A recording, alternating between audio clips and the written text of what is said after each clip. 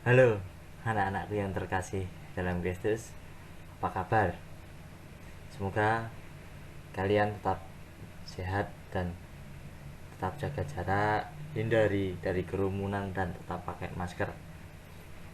Baik, pada hari ini Pak Theo akan memberikan materi tentang gereja sebagai umat Allah. Sebelum kita memulai pelajaran pada pagi hari ini, marilah kita doa terlebih dahulu. Dalam nama Bapa dan Putra dan Roh Kudus. Amin. Ya Bapa, sumber keselamatan hidup kami, puji dan syukur kami haturkan kepadamu, karena Engkau telah menyatukan kami dari berbagai tempat, suku, bangsa, dan bahasa menjadi umat-Mu yang kudus, yaitu gereja. Melalui pertemuan ini, kami ingin memahami lebih mendalam tentang gereja sebagai umat Allah dan kemudian menghayatinya dalam kehidupan keseharian kami. Mampukanlah kami membuka hati, budi, dan pikiran kami dalam pertemuan ini agar selanjutnya dapat hidup sebagai anggota gerejamu. Demi Kristus Tuhan dan pengantara kami. Amin. Dalam nama Bapa dan Putra dan Roh Kudus. Amin. Baik, adik-adik yang terkasih, eh, Pak Theo mau tanya, apa itu gereja? Nah, mungkin adik-adik menjawab, gereja itu adalah sebuah gedung, Pak. Ya, betul. Gereja itu adalah sebuah tempat ibadat orang Katolik atau Kristen, Pak. Ya, betul. Gereja itu adalah tempat untuk misa atau ibadah. Ya, betul. Benar adik-adik? Memang jawaban itu tidak salah. Nah, jika pertanyaan tersebut ditujukan kepada umat Katolik sendiri, banyak yang menjawab, gereja sebagai tempat ibadat atau tempat untuk misa, agama Katolik atau agama Kristen lainnya. Ada pula yang menjawab, gereja itu sebuah organisasi rohani atau keagamaan dengan pemimpinnya paus, uskup, dan imam. Bagi orang-orang non-Kristen, gereja sama dengan tempat ibadat orang Kristiani, atau bahkan gereja adalah sebuah lembaga sosial keagamaan warisan bangsa kolonial ratusan tahun silam. Nah, untuk tujuan pembelajaran pada hari ini, yang pertama, melalui berdialog, peserta didik dapat menjelaskan pandangannya tentang gereja melalui pengalaman pribadi, lagu, cerita, atau gambar. Yang kedua, melalui bercerita, peserta didik dapat menjelaskan arti gereja yang sesungguhnya sebagai umat Allah. Yang ketiga, melalui diskusi, peserta didik dapat menyebutkan ciri-ciri gereja sebagai umat Allah. Yang keempat, melalui membaca kitab suci, peserta didik dapat menjelaskan arti gereja menurut kitab suci. Yang kelima, melalui tanya jawab, peserta didik dapat menjelaskan konsekuensi gereja sebagai umat Allah dalam hidup menggereja dewasa ini. Nah, pada gambar ini ada sebuah foto gereja dan orang mengikuti ibadah misa. Nah, silahkan dicermati foto tersebut. Silahkan arti dan makna gereja dalam hidup sehari-hari teman-teman sekalian.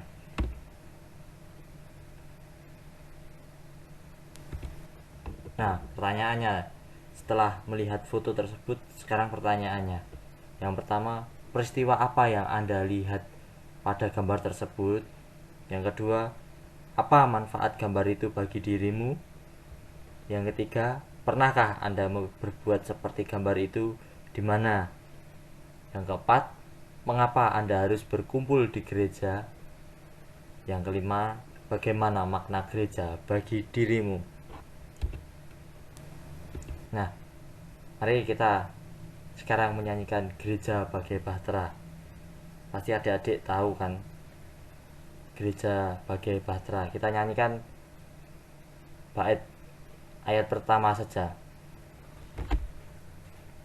Gereja bagai bahtera di laut yang seram, mengarahkan haluannya ke pantai seberang. Mengamuklah samudera dan badai menderu, gelombang zaman menghempas dan sulit ditempuh. Penumpang pun bertanyalah selagi berjeri, berapa lagi jauhnya labuhan abadi. Tuhan tolonglah, Tuhan tolonglah, tanpa Dikau semua binasa kelak. Ya Tuhan tolonglah.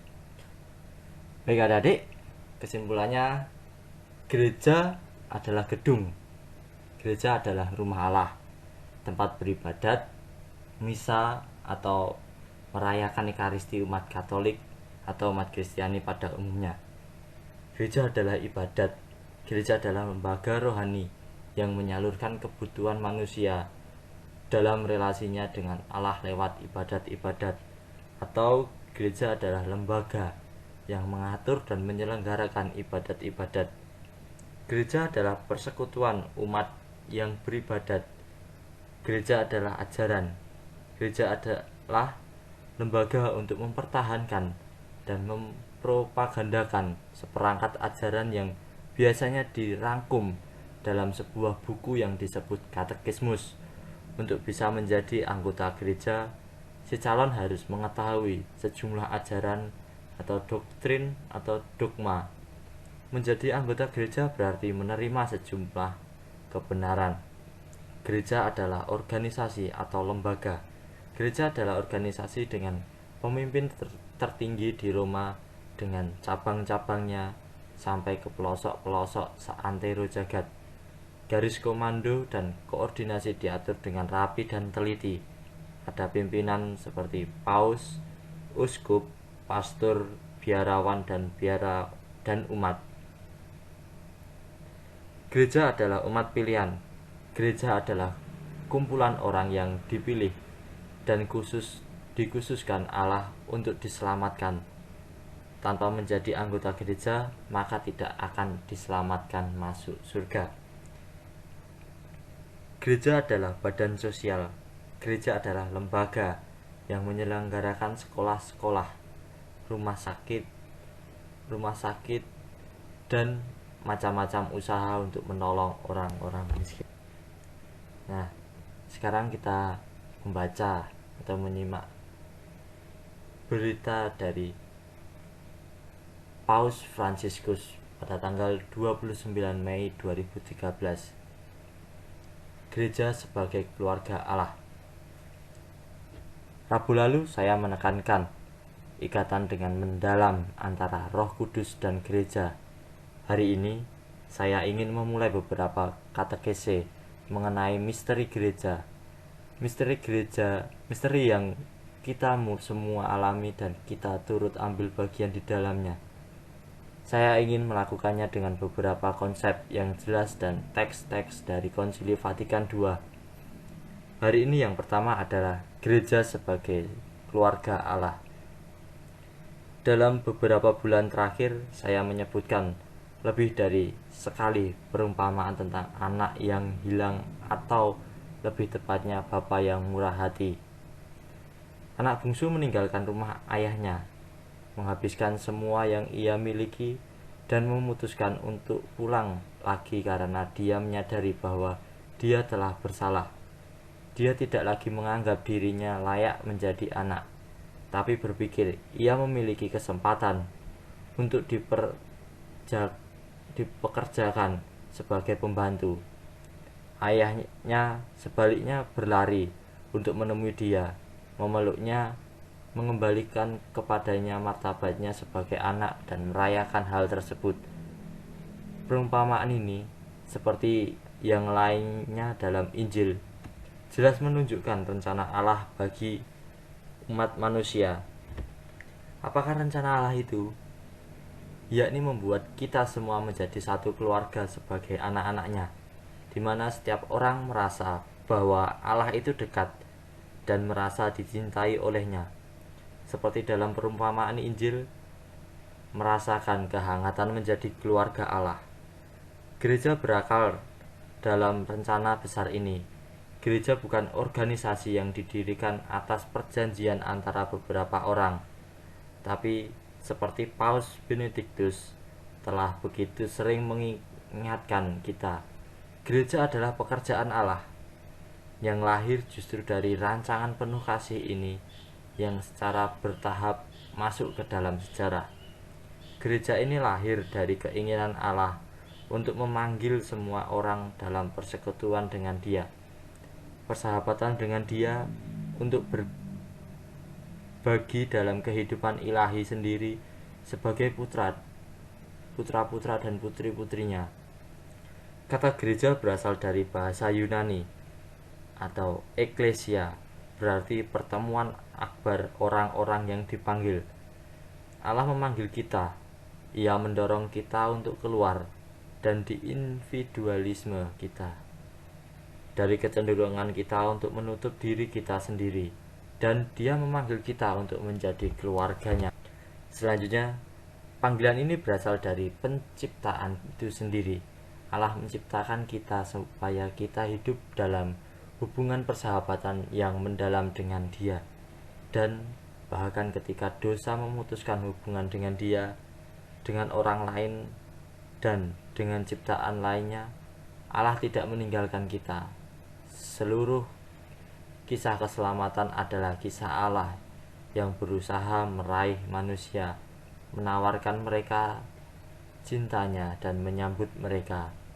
Ia memanggil Abraham untuk menjadi bapa dari banyak orang. Ia memilih orang Israel untuk membuat sebuah perjanjian yang akan merangkul semua orang, dan dalam kepenuhan waktu Ia mengutus putranya sehingga rencana cinta dan keselamatannya dapat digenapi dalam perjanjian baru dan kekal dengan seluruh umat Allah. Ketika kita membaca Injil, kita melihat bahwa Yesus mengumpulkan di sekitarnya komunitas kecil yang menerima firman-Nya, mengikutinya, turut serta dalam perjalanannya menjadi keluarganya, dan dengan komunitas inilah Dia mempersiapkan dan membangun gerejanya. Jadi, dari manakah gereja itu terlahir? Gereja lahir dari tindakan kasih yang paling agung dari salib, dari sisi lambung Yesus yang ditusuk dan mengalirkan darah dan air, simbol dari sakramen Ekaristi dan pembaptisan. Darah kehidupan keluarga Allah, gereja, adalah kasih Allah yang diaktualisasikan dalam mencintai dirinya dan orang lain, semua orang tanpa membeda-bedakan atau batas. Gereja adalah keluarga yang kita cintai dan mencintai kita. Kapan gereja memanifestasikan dirinya? Kita merayakan 2 minggu yang lalu. Gereja menjadi nyata ketika karunia Roh Kudus memenuhi hati para rasul dan membakar semangat mereka untuk pergi keluar dan memulai perjalanan mereka untuk mewartakan Injil, menyebarkan kasih Allah. Saat ini masih ada beberapa orang yang mengatakan Kristus ya, gereja tidak. Seperti yang mengatakan saya percaya pada Tuhan, tetapi tidak pada iman. Tapi gereja sendiri yang membawa Kristus kepada kita dan yang membawa kita kepada Allah. Gereja adalah keluarga besar anak-anak Allah. Tentu saja gereja juga memiliki aspek manusiawi dalam diri mereka yang membentuk gereja. Para imam dan umat beriman terdapat kekurangan, ketidaksempurnaan, dan dosa. Paus juga memiliki hal-hal tersebut dan banyak dari mereka. Tetapi yang indah adalah bahwa ketika kita menyadari bahwa kita adalah orang berdosa, kita menemukan rahmat Allah yang selalu mengampuni. Jangan lupa, Allah selalu mengampuni dan menerima kita ke dalam cintanya yang penuh dengan pengampunan dan belas kasihan. Beberapa orang mengatakan bahwa dosa adalah suatu pelanggaran terhadap Allah, tetapi juga merupakan kesempatan untuk merendahkan diri sendiri, untuk menyadari bahwa ada sesuatu yang lain lebih indah, kerahiman Allah. Mari kita pikirkan hal ini. Mari kita bertanya pada diri kita hari ini. Seberapa saya mencintai gereja? Apakah saya berdoa untuk gereja? Apakah saya merasa menjadi bagian dari keluarga gereja?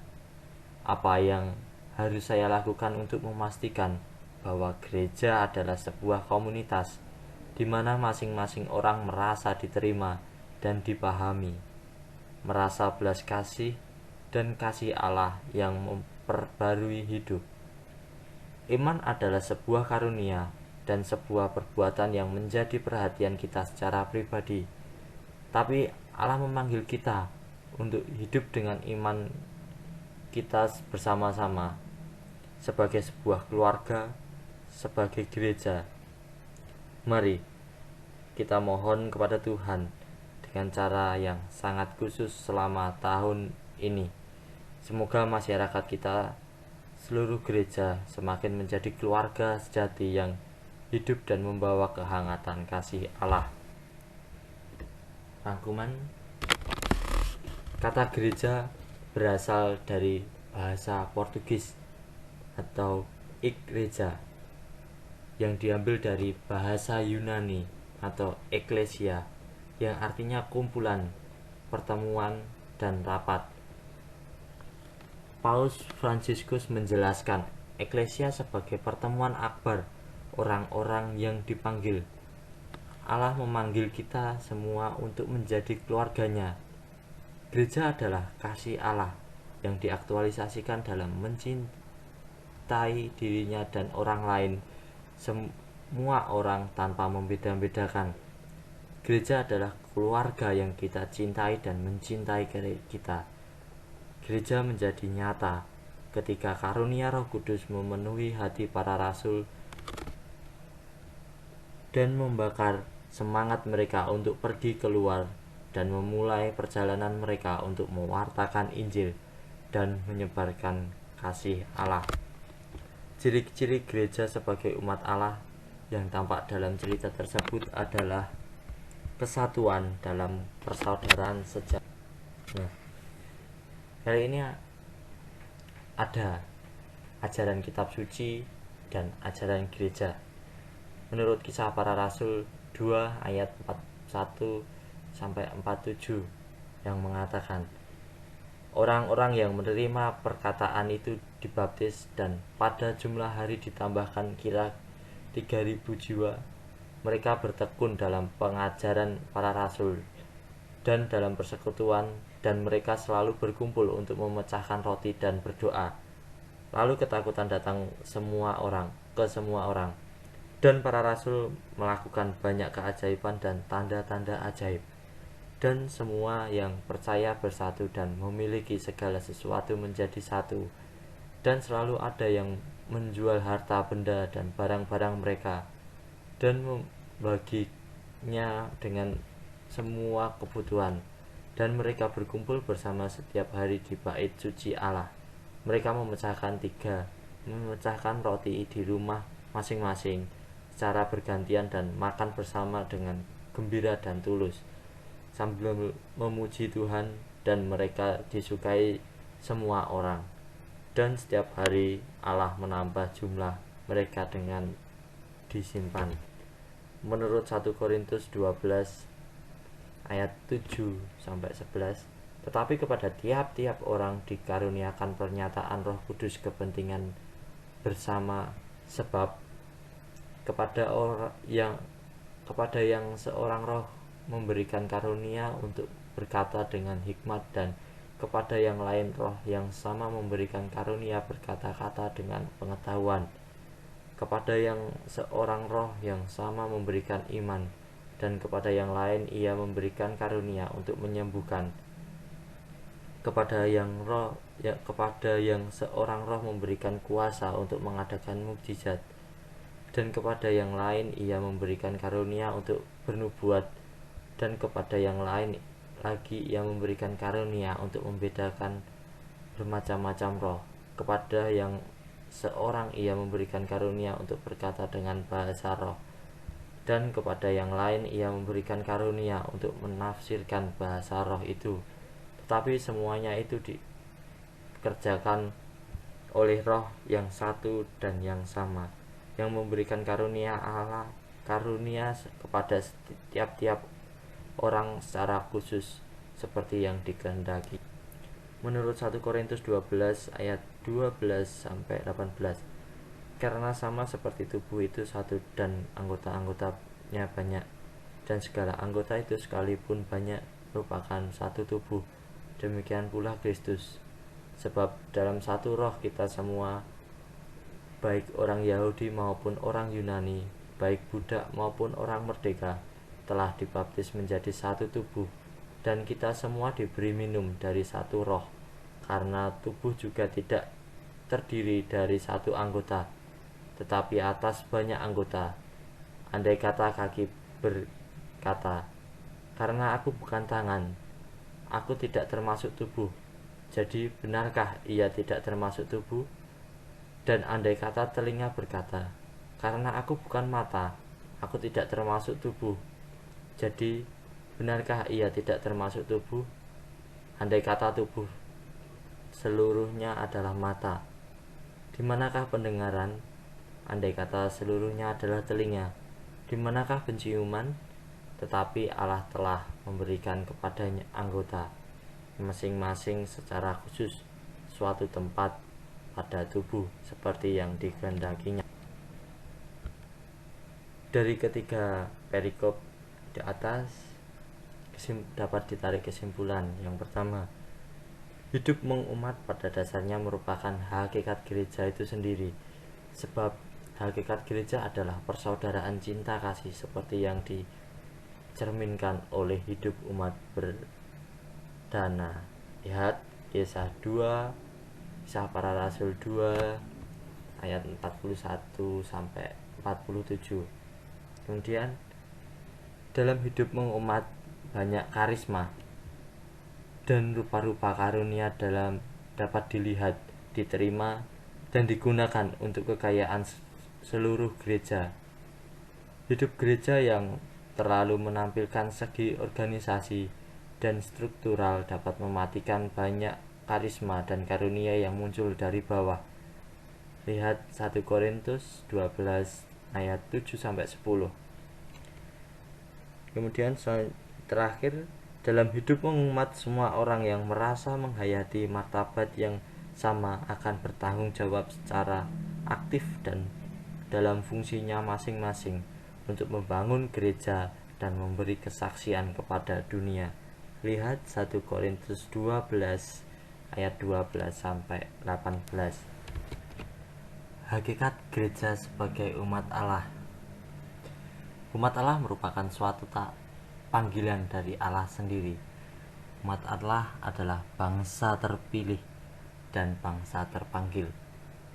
Umat Allah dipanggil dan dipilih untuk misi tertentu, yaitu menyelamatkan dunia. Hubungan antara Allah dan umat Allah dimeteraikan oleh suatu perjanjian. Umat harus menaati perintah-perintah Allah, dan Allah akan selalu menepati janji-janjinya. Umat Allah selalu dalam perjalanan melewati padang pasir menuju tanah terjanji. Artinya kita sebagai gereja umat Allah yang sedang berziarah di dunia menuju rumah Bapa di surga. Dasar dan konsekuensi gereja sebagai umat Allah. Yang pertama, hakikat gereja sendiri adalah persaudaraan cinta kasih, sebagaimana jelas tampak dalam praktek hidup gereja perdana. Yang kedua, adanya aneka macam karisma dan karunia yang tumbuh di kalangan umat yang semestinya dipelihara dan dikembangkan untuk pelayanan dalam jemaat. Dan yang ketiga, seluruh anggota gereja memiliki martabat yang sama sebagai satu anggota umat Allah, meskipun di antara mereka terdapat fungsi yang berbeda-beda. Konsekuensi gereja sebagai umat Allah. Konsekuensi umat untuk umat atau awam. Umat harus menyadari kesatuannya dengan umat yang lain atau menghayati iman dalam kebersamaan. Umat aktif ambil bagian dalam kegiatan-kegiatan hidup menggereja, baik di lingkungan atau wilayahnya, dengan segala karisma dan karunia yang dimilikinya. Konsekuensi untuk hierarki. Hierarki mesti menyadari bahwa tugas kepemimpinan yang diembannya adalah tugas pelayanan. Mereka berada di tengah-tengah umat sebagai pelayan. Hierarki semestinya memberi ruang dan tempat bagi umat untuk berperan aktif ikut dalam membangun gereja dengan karisma dan karunia yang mereka miliki. Konsekuensi dalam hubungan hierarki dan umat. Hierarki harus memandang umat sebagai partner kerja dalam membangun gereja, bukan sebagai pelengkap penderita yang seolah-olah tidak berperan apa-apa. Hierarki juga harus memperlakukan seluruh anggota gereja sebagai satu umat Allah yang memiliki martabat yang sama meskipun menjalankan fungsi yang berbeda. Nah, untuk tugas, silakan adik-adik mengerjakan soal-soal yang sudah Bapak tulis ini. Yang pertama, uraikanlah pandanganmu tentang gereja melalui pengalaman pribadi, lagu, cerita, atau gambar. Jelaskan. Yang kedua, jelaskan arti gereja yang sesungguhnya sebagai umat Allah. Yang ketiga, tuliskan 3 ciri gereja sebagai umat Allah. Yang keempat, bagaimana arti gereja menurut kitab suci. Yang kelima, jelaskan konsekuensi gereja sebagai umat Allah dalam hidup menggereja dewasa ini. Nah, adik-adik bisa mengerjakan di Microsoft Word. Nah, nanti bisa dikirim melalui Classroom. Baik, mungkin materi pada hari ini cukup itu saja. Apabila ada kesalahan, Bapak minta maaf. Mari kita tutup pembelajaran hari ini dengan doa penutup. Dalam nama Bapa dan Putra dan Roh Kudus. Amin. Ya Bapa yang Maha Bijaksana, Engkau telah menyegarkan pemahaman kami tentang gereja sebagai umat Allah dalam pertemuan kami ini.